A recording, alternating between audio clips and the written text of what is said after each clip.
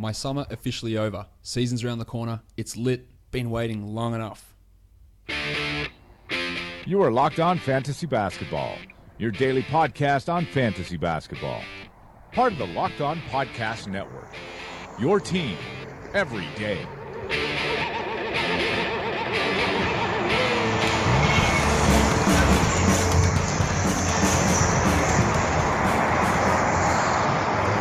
Welcome to the Locked On Fantasy Basketball podcast brought to you by Basketball Monster. My name is Josh Lloyd, and as always, you can find me on Twitter at redrock_bball. We're here to do another season preview podcast, and today we're going to be talking about a team that's undergone probably the most change in the entire NBA, and that is the Boston Celtics. And to talk everything about the Boston Celtics and every change that's been made over the offseason, I'm joined by one of the hosts of the Locked On Celtics podcast, and that is John Karalis. John, welcome. Hey, thanks for having me on. Good to have you back on the show, and we're going to talk about this Celtics team. And the way we start all of these shows is by talking about the additions, and it's a really long list here for Boston. But it's and how long of a show is this going to be? Yeah, look, it is pretty extensive. The departures list is longer, but we don't have to talk too much about those guys. But let's start with the number one guy, the guy that came in the most recent trade, and that is of course Kyrie Irving, who came in that deal for Isaiah Thomas, Jay Crowder, Ante Zizic, and the 2018 Brooklyn Nets pick. We're not here to discuss the trade or the rationale or the thoughts behind it. We're just here to talk about what Kyrie is going to do on this team and how he is going to fit with this squad. John, does Kyrie become the number one ball handler, the number one guy like Thomas was last season?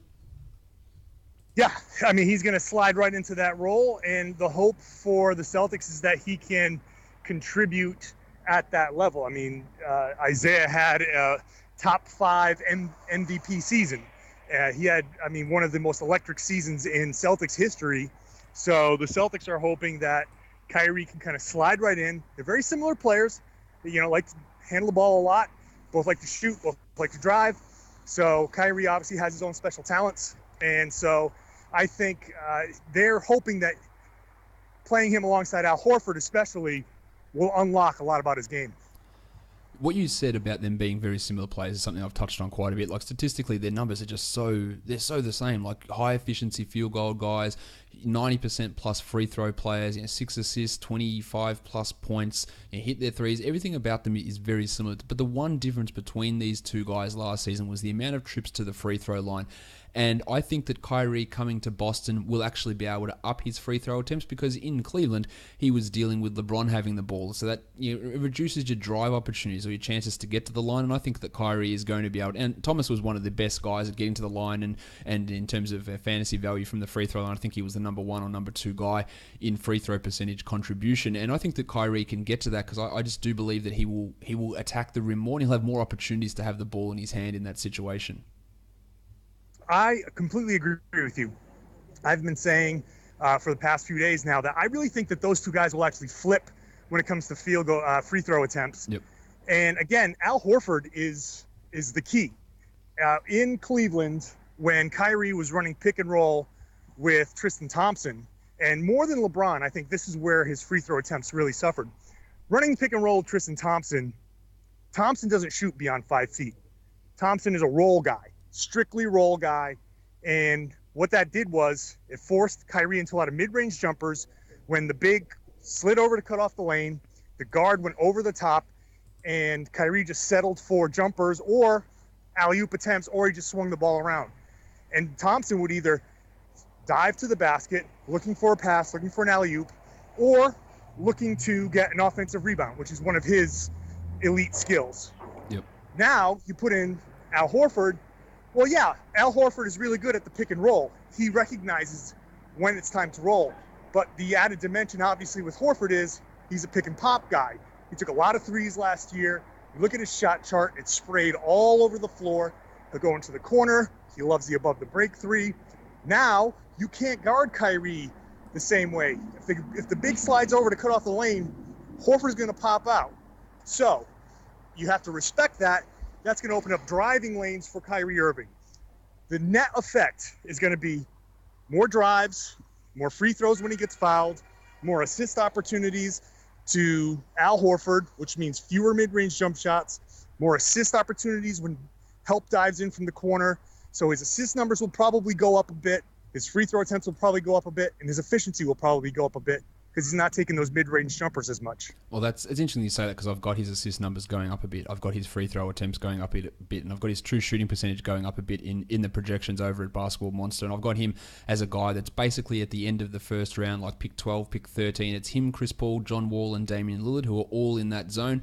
It really depends on what you want and how you want your team to look. But any of those guys could be taken between 11 and 14, really, in that zone. And people say, oh, yeah, but his efficiency is going to dip significantly. I don't think that'll be the case. Yes, playing with LeBron does help, but Gordon Hayward's a pretty good player. Al Horford's a pretty good player. There is not going to be just triple teaming on Kyrie all the time. There are other good players around, and he is going to remain efficient. He will get to the line more, and I do think that he takes a step up. But I've got him like as number 13 at the moment, but we remember the first year that he played with LeBron in Cleveland, he was the 9th ranked fantasy player. So it's not like this is an egregious jump in his value and that he won't be able to do this, because he did it playing alongside LeBron James in that year when they went to the NBA Finals. So he's definitely got a chance of doing this. And I really like Kyrie this season, and I think that he's getting marginally undervalued. And pick 16 on Yahoo, it's okay, but I would go a little bit earlier. But he's definitely in that start of the second, end of the first round range. Let's talk Hayward now, John, because he did come across earlier, of course. He slots into that starting small forward role. He had a fantastic season last season. Now, before this trade went down, I thought he was going to cop a little bit of a hit. I still think he maybe gets a bit of a hit, but with everyone sort of departing in this Irving trade, I think we're going to see a lot of the same sort of Gordon Hayward we saw last season. Probably a 20-point scorer, handling the ball on the wing, get his rebounds, hit his threes, get his steals, and be efficient. I don't think you'll see a massive amount different from Hayward this season as opposed to last season. I agree with that. I think he might have a few more catch and shoot opportunities, but the one thing about Hayward in this current Celtics iteration is that I would expect him to be staggered with Kyrie Irving, which means opportunities with him on the floor without Kyrie, which means he'd probably be either the primary ball handler or he'd be playing off of Marcus Smart, who's probably the backup point guard. So he'll have the ball in his hands a lot. He might have opportunities to drive and score and maybe pick up a couple of extra assists.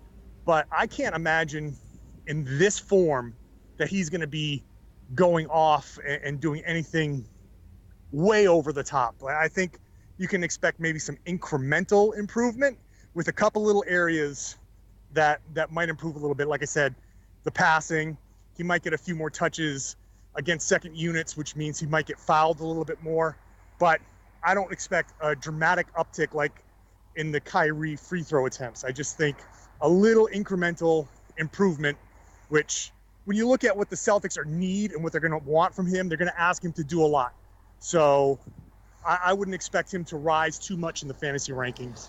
He is a guy that I've got projected a little bit less scoring and a little bit more assists. So basically, in line with what you're saying there. And weirdly enough, this is a guy I'll say that he's like overrated in fantasy. I can say that he's got bust potential because ESPN and Yahoo drafters are getting him at 23 in ESPN and 25 on Yahoo, which is baking in for him to be better than what he was last season and better than what he was the year before, where he was the 33rd and 40th ranked player, which doesn't make a lot of sense to me that you're going, all right, I'm expecting Hayward to be significantly better than what he's been the last two seasons. I just don't see the room for growth there. If he falls into the 30s, it's a great pick, but taking him at the end of the second round, I don't see it. I don't understand why we're expecting a player like Hayward to have a massive... And at the top of the draft, jumping 10 spots is a big improvement. It takes a bit to get to there, and I just don't see how he's going to take that big step forward to be that guy that you take at pick 24 when you're probably 35 is about the right zone. So, I'm probably not going to end up having him on any of my teams, and he's going to get drafted way higher than I want. But it is an interesting thing that they just think that he's just going to be better for whatever reason that is. I'm not sure what the thought process is there. The other guy that came across in another separate trade, and that was the Marcus Morris for Avery Bradley trade, of course, that is Marcus Morris. And John, I think we have to assume at this point that Morris is going to be the starting power forward for this team. That's my assumption, that he's going to be kind of, he's going to be playing alongside Al Horford, which now you look at the starting lineup, you probably have Jaylen Brown in there as well. So Morris, one of the things he's going to be asked to do is spread the floor. So he's going to be in that catch and shoot opportunity. He's going to be playing a sort of Kelly Olynyk role from last year. and I would expect a ton of three-point attempts from him. And occasionally he can slide over in a small ball situation and maybe play the 5.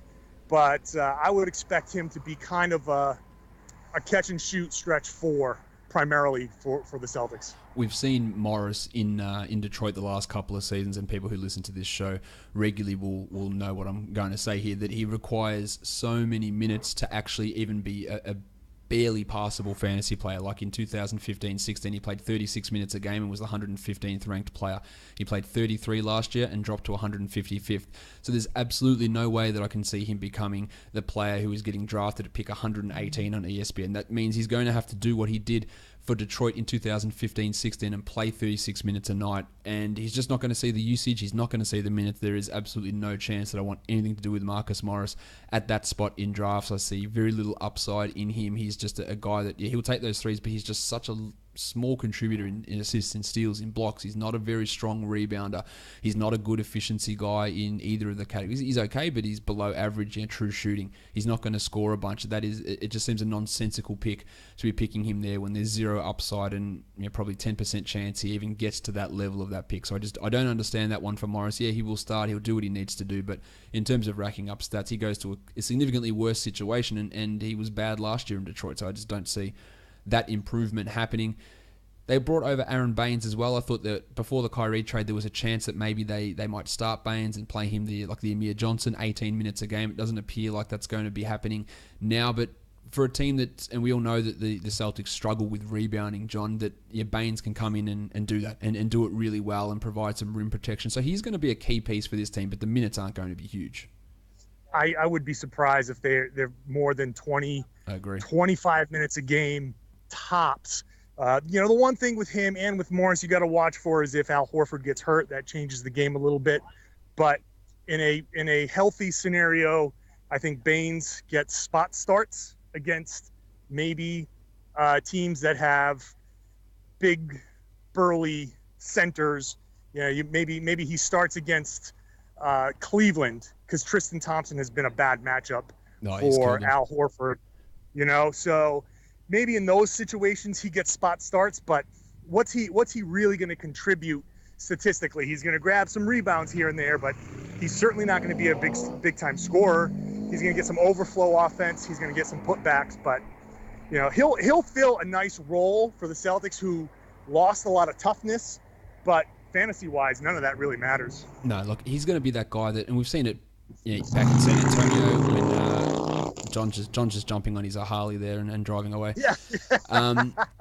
Back in San Antonio when Duncan would sit, he'd come in and he'd get like a low-end double-double with 1 or 2 blocks. When Drummond was out, he'd come in and you'd rely upon him because what he is he's fantastic shooting, like 53, 54% from the field, maybe higher, an 80% free throw guy, which is fantastic for a big man. So on those nights where Horford is out, or if Horford gets injured like we had him with the concussion last season, if Baines has to start games and play 26 minutes a night, you're getting 10 and 10 at least with 1.5 to 2 blocks and really good percentages. And as a short-term guy, like maybe Horford misses 2 weeks, like Baines will have value. We've seen it everywhere that he's gone. Whenever he moves into that role, he will have DFS value. He will have seasonal league value in that situation because he is the unquestioned backup at center there, and he will just do what he does, and he consistently does it at that same level. And we've just seen that year in and year out from Baines. I think he's a great pickup for this team. The other centre they did bring across was Daniel Tice, the German League Defensive Player of the Year last season. I think it's going to be a stretch to expect him to be a big contributor this season, but they do need those big men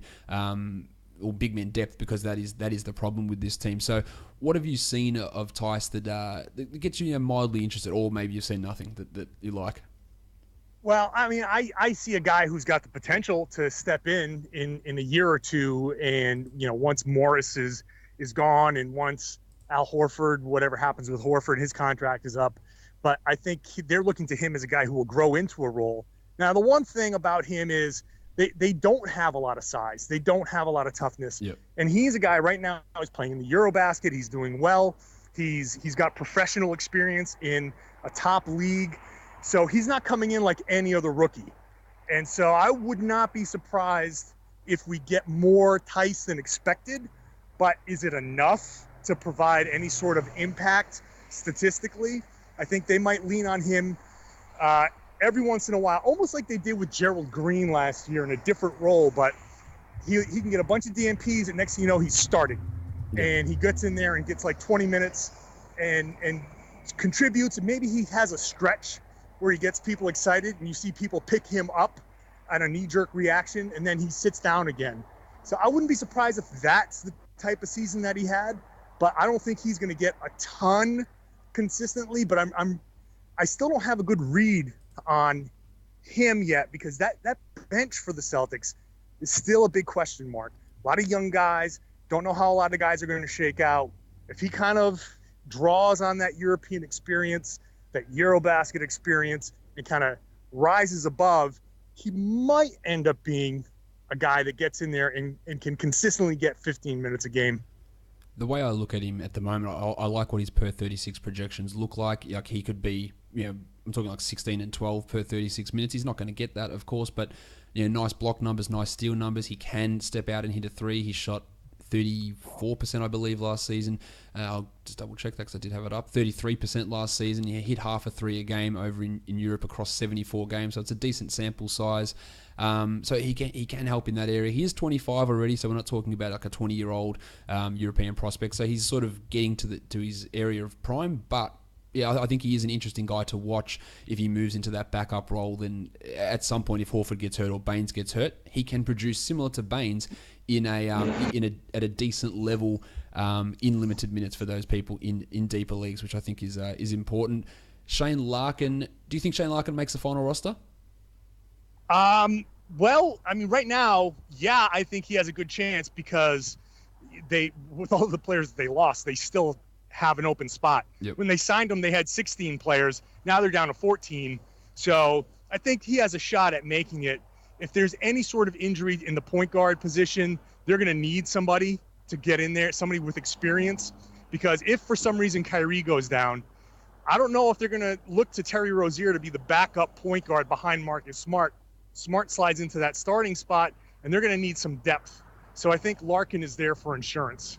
I really like Larkin. I couldn't believe he couldn't find an NBA job last season. I think that he's a decent backup type player. He's obviously going to be probably fourth string at this point on this team, but he's always someone to watch who can get steals in bunches and not a bad assist guy. The shooting can be a concern, but I think it's a good pickup just for that insurance. One of the guys that I think everyone's interested to see is the dancing bear, Gershon Yabusele, who comes across after being drafted in 2016, played in China last year. You can look at his Chinese stats, they're out of control, but pretty much everyone that plays in China, because of the pace there and the talent discrepancy between people, can put up big numbers. But John, when he played for Maine last season, I thought he was relatively impressive there. And as we've talked about, the depth of big men on this team, like he could be finding himself as the backup power forward from night one, perhaps. Yeah, he's in that mix. It's him and Shemi Ojale. We're kind of trying to figure out how that all shakes out. This training camp's going to be really interesting for those types of guys. Yeah, Yabusele could easily get into a prime backup slot and get himself 20 minutes a game. I liked what I saw in Maine. I liked what I saw in Las Vegas in the Summer League. He's a guy who could step out and shoot the three, but he's strong. He and Ojale are very similar types of players. I actually like Ojale better, and I think Ojale might step up into that role, that backup 3-4 guy. He's just, I've heard Brad Stevens mention Ojale specifically and not Yabusele. So I think Ojale is ahead right now on the depth chart. That's the way I've got it as well. I think that Ojale is ahead there and he'll play more minutes and more games. Yabusele's got an interesting fantasy game. Despite playing, in my projections, I've got him playing less minutes than Ojale. He comes out significantly ahead of him. I think it's mainly because of his field goal percentage, a more efficient player there. He can do a little bit with the ball in his hands. But yeah, I don't think we're going to see a huge amount of Gershon this season, but he's a guy to watch for deeper leagues and dynasties. But I wouldn't be putting a massive level of trust or level of faith in him figuring it out and becoming. People always love to compare him to Draymond Green. It's just not. It's not a good comparison at all. Can't pass like him. Can't defend like him. I guess it's just because they've got a similar body type. But yeah, don't think that this is the next Draymond Green is what I'm trying to get at. Unless you disagree with that, John. I do not disagree with that. I think Ojale. at this point is more likely to become that, and I don't think he's likely to become that either. What about the king of attacking closeouts, Abdul Nadir, who he's the most aggressive player I've ever seen in attacking closeouts, and the last two summer leagues he's been really, really good at it. He played for Maine last season, was solid, and he gets himself on the main roster this season. And we've talked about this, Ojale, Yabesele, these small forward, power forward types. And Nader could fill a role, but I think that he's going to be spending the majority of time with Maine again this season, unless Morris gets hurt or Ojale and Yabesele don't work out. Nader has shown way more than I anticipated for him when he was drafted. Oh, me too, by far. Last summer he kind of stormed onto the scene at the end of the summer league when he became this kind of like you said, attack the closeouts, hitting the threes, just this big scoring wing, and you're like, whoa, where did this come from? And he has shown that ability to do it, but he has only shown it at the summer league and the G League level now. So I don't know how that's going to work out in the NBA, and so I don't see him playing much. But he's another interesting guy where when you see him against that lesser competition, he looks really, really good. He looks dominant. And I kind of want to see what he's like against NBA level defenders, because I want to see if he's one of those guys that's just dominant in the G League and doesn't have that next level, or if he can take it to an NBA level. Let's go through the players that departed. Isaiah Thomas to the Cavs, along with Jay Crowder and Ante Zizic. Not that Zizic ever played a game for the Celtics. Avery Bradley to the Pistons. Kelly Olynyk to the Heat. Amir Johnson to the Sixers. Jonas Jerebko to the Jazz. Gerald Green is currently unsigned. Tyler Zeller was just signed by the Nets. James Young is somewhere. Do you know where James Young signed? On like a training camp deal? I want to say he signed a training camp deal with Milwaukee. Yeah, I think that's right. I think that's right. Jordan Mickey's gone to the Heat, and Demetrius Jackson's gone to the Rockets on a two-way deal. So you can see the amount of turnover this team has had. But let's talk about another player that comes in for his first season, and that is Jason Tatum, the number 3 pick in the NBA draft, who had some pretty impressive moments in Summer League. But I have my reservations about that, John. You can set me straight if you want, but I just think that a lot of what he was doing in Summer League, he was scoring a lot. The NBA players, they all love him because they love players who take and hit contested long twos, and that seemed to be a lot of what Tatum was doing, and it doesn't feel like it's sustained. If he's not, I don't think he's going to be able to build his career on contested long twos. Tell me something different. Like, did you like the numbers that he put up in Summer League? Do you think, oh wow, look, this is fantastic, or do you go, there's a little bit of fluke in some of these shots going in?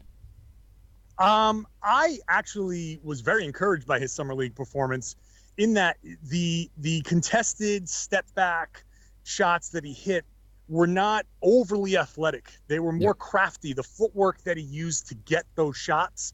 Now, of course, there's always the standing caveat that Summer League performance does not indicate future results. The defenders in Summer League are generally terrible, but he created enough space for himself and he created NBA type shots. He does, however, have to include a 3-point shot in his repertoire, or else he's not going to reach the potential that people in Boston hope. But the shots that he was hitting, I think, were NBA quality shots. The biggest mirage in Summer League is that super athletic guy that dominates strictly because he's bigger, faster, stronger. And when he reaches the NBA, everybody is bigger, faster, stronger, and he can't get to the things that he was leaning on in Las Vegas. So Jason Tatum wasn't that. His success was success that I believe translates. And I think the Celtics think that it translates. And then that's kind of going to be the foundation. And then he has to stretch out his range to kind of open up the rest. You got that middle part. He's got to get that long and the short part. But he'll get minutes this year, no doubt. He'll get some opportunities, and he'll get those opportunities against second units. So I wouldn't be surprised if he has a decent year for a rookie. He's getting extraordinarily overdrafted, probably the most egregious overdrafting of any rookie. He's getting picked at pick 98 on ESPN. He'd need to play 30-plus minutes to get to that level, and that's just not on the cards unless just multitudes of things go wrong for the Celtics. There is zero upside in picking him there. I've got him outside the top 150 because I just don't see enough minutes there for him. Initially, Stevens said that he was going to be, I think it was Stevens that said that he was going to be on the Jaylen Brown path. This was before the trade, so playing 19 minutes, 18 minutes, that sort of stuff. Now, he will get a boost now that there are minutes opened up by the departure of Jay Crowder there on the wing, but I don't think he's going to be playing enough minutes for you to really consider him in any 12 or maybe even 14-team fantasy league. Maybe you want to take a flyer with a last pick. The other thing that, from a fantasy point of view with Tatum, is that apart from scoring, most of his other categories just all feel average. Like there's just not one. He's not a great rebounder. He's not a great passer. He doesn't block shots. He doesn't get steals. He's not hitting threes in big volume. He's not a high field goal percentage guy. He's a good free throw shooter, but everything else is just middle of the pack. So it's not like you go, well, look, he's got all these strengths that he can build on. The scoring is one thing, and that's great, and creating the shots is really important in the NBA. But when you look at fantasy, he needs to bring something else. He needs to be a more impressive rebounder, or he needs to be able to add some more shot blocking or something to his game. What sort of minutes do you think he plays this year? That is an excellent question, and that's one of those things that we're just gonna have to wait to figure out. He will probably be more on the Jaylen Brown path of getting some good minutes until he screws up, and then he's gonna sit down, and then he may not play for a game or two. But if he does come out strong, then I can see the Celtics kind of trying to rely on him, because they did get rid of a lot of guys that play out on the wing. So they did open up minutes for him. So he can stretch it out to 20, 25, maybe close to 30 minutes a game if he's going well. I think he's probably going to average somewhere around 22 minutes a game this season. This has been happening, and all my most recent podcasts, when I asked for these statistical projections, and I asked the guests, and they say exactly what I've got him projected. I've got him at 22 minutes a game for this season, and it's always good to have that person coming without any knowledge of what I've said and back me up on that. So yeah, I've got him at 22, and there's just no way he becomes a top 100 player in those minutes. Again, things can change, but there's just no upside in picking him that early. The other guys that they drafted, we spoke about Ojale already, and then they had Kadeem Allen and Jabari Bird in the second round, and both of those guys are on two-way contracts, so they'll barely play. They'll be with Maine most of the season. We might see a handful of games for them with the big team. Let's get back to your best select, because I should have touched on this earlier. He didn't play in Summer League because he was dealing with a broken foot. Is he going to be ready for training camp? I haven't heard that he's not, but I also haven't heard that he is. So it's been pretty quiet. The thing about the Celtics right now is that his broken foot is just, no one even remembers that he has a broken foot. Yeah, that's right. Because it's been, Isaiah Thomas's hip, everybody was concerned about for a while, and then it was the trade. So I don't think anybody has asked, and the Celtics have certainly not offered a medical update on him. Let's talk about Marcus Smart. He's one of my favorite players in the NBA. People really, and rightfully so, they criticize him for his poor shooting. He's not a guy that's hitting bulk shots, but he is a top 100 fantasy player irrespective of his shooting, because he gets assists, because he gets steals in a high level. He's a strong rebounder. He'll still take those threes, and he'll still hit some of them.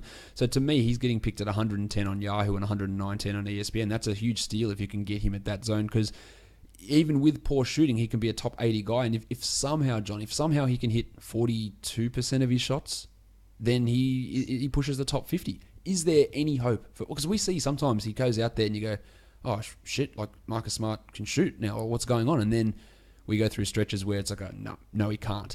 And do you hold any hope in his fourth season of him becoming a not horrendous shooter? I like how you put that. I do have hope. I definitely do have hope. Look for the signs, right?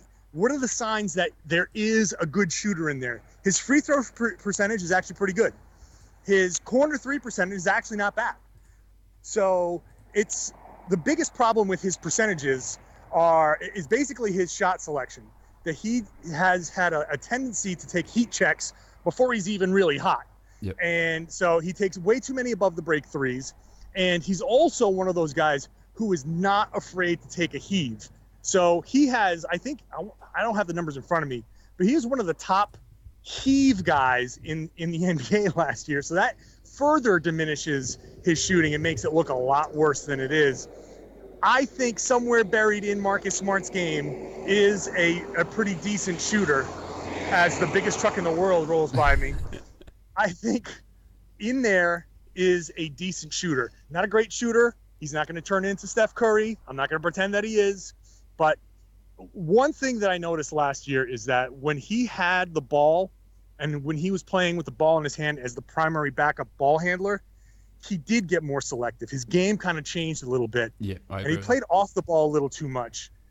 This year, with Isaiah gone, and it's him and Kyrie, I think, and Avery Bradley gone especially, he's going to be the guy, I think, that's going to be the primary backup ball handler. He's going to play a lot of different roles, but he is going to be handling the ball a lot, which means he starts at the top of the key, passes, initiates the offense, and ends up in the corner where he can catch and shoot and actually hit a pretty decent percentage of his threes. So if he can do that, and he can start taking fewer above the break threes, you'll see that percentage rise to a point where it's very palatable. I've got him currently at 38% projection. I'm trying to be cautious, but I believe that he can be a 40 and a half, 41% guy, and that elevates him clearly inside the top 60, maybe even top 50 as a player, and he is getting drafted significantly late. The team loves him. I think he plays a little bit more than he did last season, maybe a minute or two more than last season. Would you say that's probably accurate given the players that have lost there with absolutely. Bradley gone? Yeah. Yep. So look, he's gonna get those. Stay steals. healthy. He'll be out there a bunch. And I like what you said about when he did have that role last year, playing as the point guard.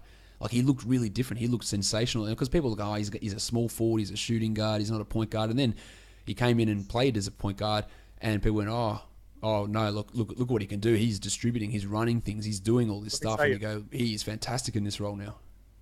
Marcus Smart can pass the ball. Yep. If anybody follows me on Twitter, I will say that a million times. Marcus Smart can pass the ball. He is not known for it, but he is a tremendous passer. So if the Celtics decide to do some things like maybe they play Kyrie off the ball a little bit with Gordon Hayward and you put the ball in Smart's hands, he's going to find you. He will get some assists that way.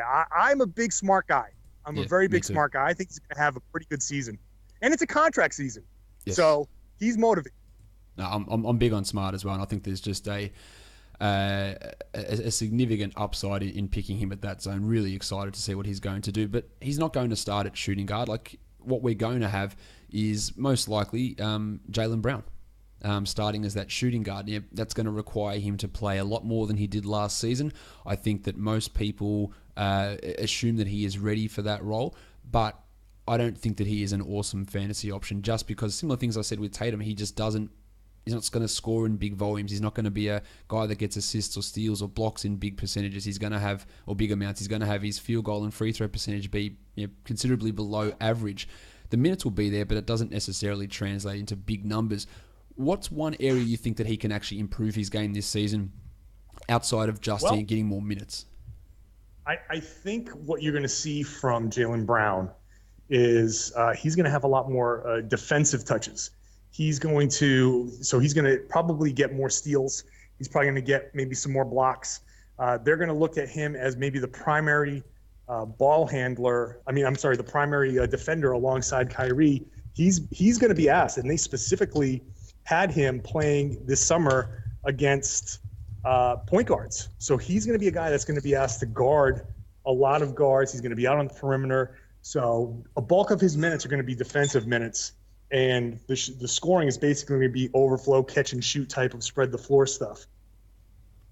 Yeah, I agree with that. It's going to be interesting to see him out there. Look, the minutes will be there. I'm okay with taking him with a last pick, and that's sort of where he is in the ESPN and Yahoo average draft position at 140 in both, and that's fine. I reckon after about 2-3 weeks, you probably end up dropping him, but the role is there, the upside is there for it, but when he was in college, the statistics never looked great. They didn't translate well to fantasy. Like his rookie season, he played well, but they didn't translate statistically to fantasy. And I just think it's going to be more of the same. One of those guys who can get minutes, but it just doesn't turn into a Kentavious Caldwell-Pope who plays 36 minutes a night and still can't crack the top 100 in fantasy just because of his limitations in getting certain statistical levels of production. I think Brown profiles as a guy very similar to that in that sense. Terry Rozier, we know all the Twitter jokes about the untouchable Terry Rozier.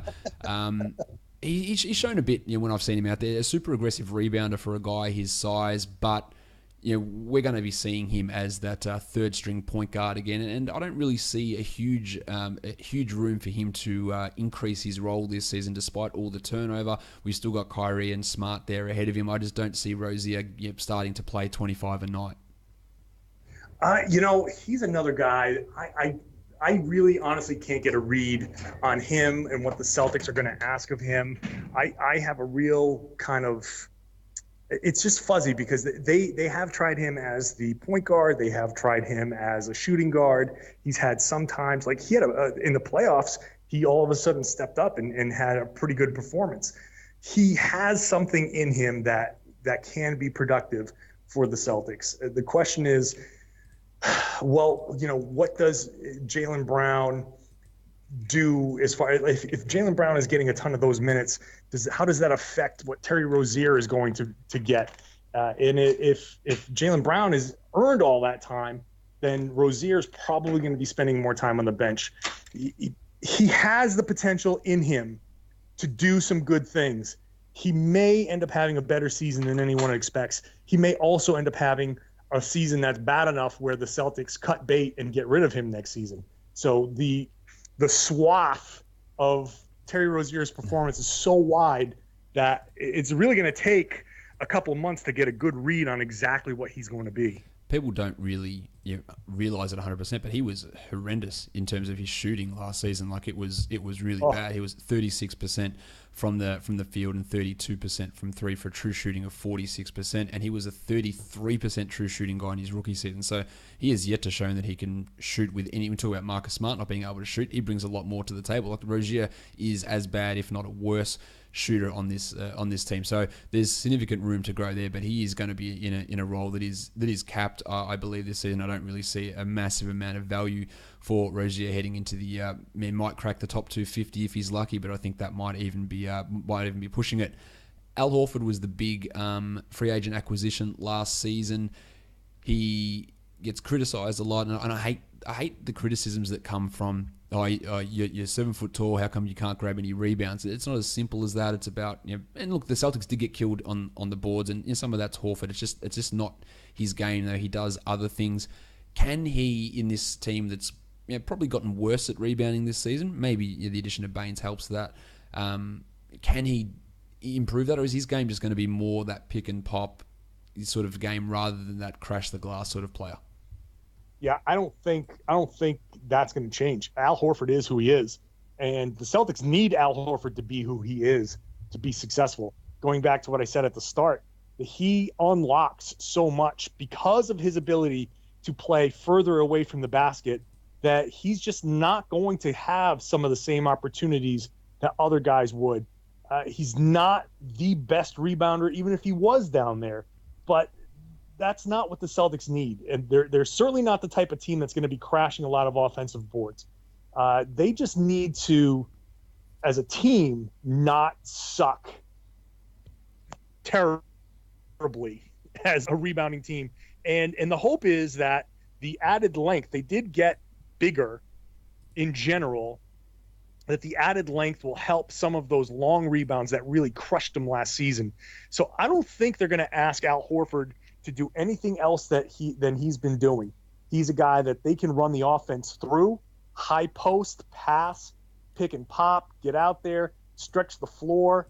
His numbers are probably going to be exactly where they were and where they have been for a while. Yeah, I'm with you on that. Like, he was the 38th ranked player last season. I've got him projected at 42, so around that same zone.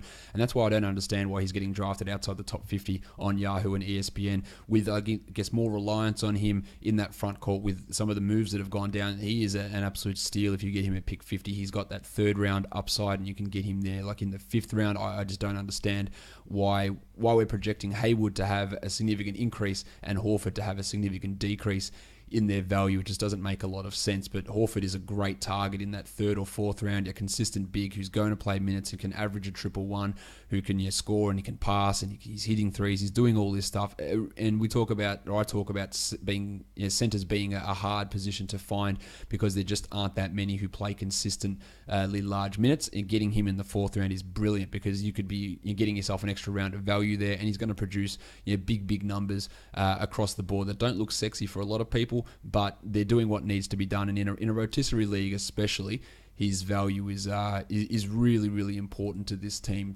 or to your team in rotisserie, because he just helps in every single category, which is what you want in that sort of a situation. I think we've covered every player, but I want to hear, John, who you have as your breakout candidate on this squad. I'm going to go with Marcus Smart. Yep. I think he has the guy that has you're talking about breaking out. He's the guy that has the potential to do a lot. He obviously will get you a ton of steals. Everybody talks about the loss of Avery Bradley and the loss of Jay Crowder. No one on this team played the passing lanes like Marcus Smart. So he gets in there, he gets steals.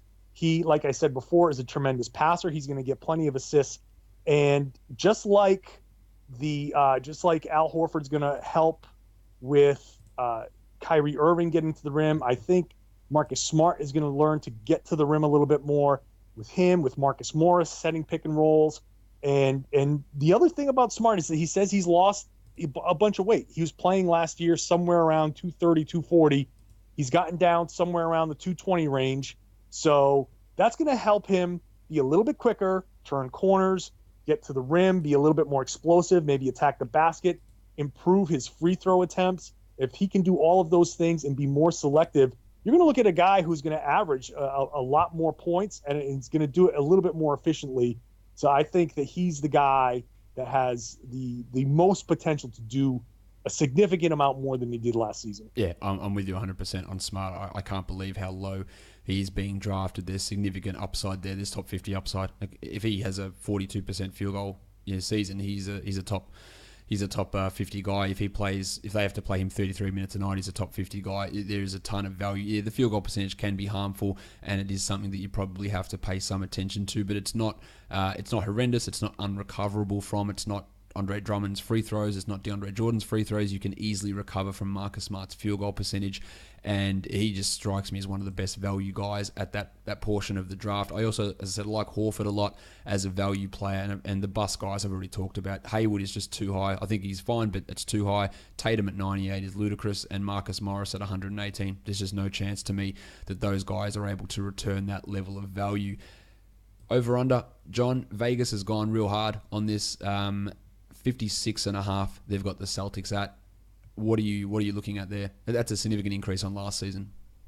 Yeah, I'm gonna go under on that just because of the incredible turnover. I think that they're going to struggle a little bit early. The one thing about the Celtics overall win total, it will be hurt by a very heavy front-loaded schedule. They have essentially 2 all-star breaks this year because they play in London in January. They play one game in 7 days.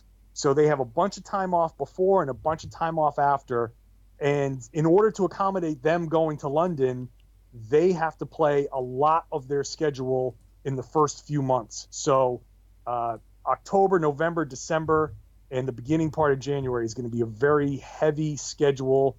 Most of their back-to-backs are in that stretch. For a team that's really trying to get to know each other, I think some of that, they're going to have some struggles early. You'll see them pick it up later on in the season, but that's going to end up hurting their overall win total. They'll probably end up somewhere around where they were last year. I wouldn't be surprised if it's a 53, 54 win season for the Celtics. Yeah, I can say that. I think that's a pretty strong under for me as well. There's, when you're only returning 4 players on a roster from last season, there's obviously some sort of chemistry, things that need to be worked out. And it's just, it is a big change from last season. So I just don't see them getting to 56. So I like the under there as well. John, let us know what you have got coming up on Locked On Celtics.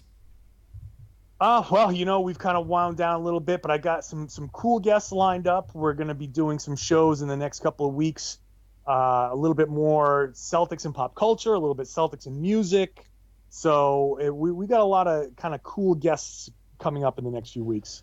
Make sure you are checking out Locked On Celtics, and you can subscribe to that and to this podcast on Stitcher, on Apple Podcasts, on TuneIn, on Google Play, and on Spotify, and leave us a review. That would be fantastic. If you could leave us that 5-star review, we'd be much appreciative of that. It is a great way of making the shows more visible and getting more people to listen across the Locked On Podcast Network. John, thank you for coming on again. My pleasure. We are done here, guys. Thank you so much for listening, everyone. See ya.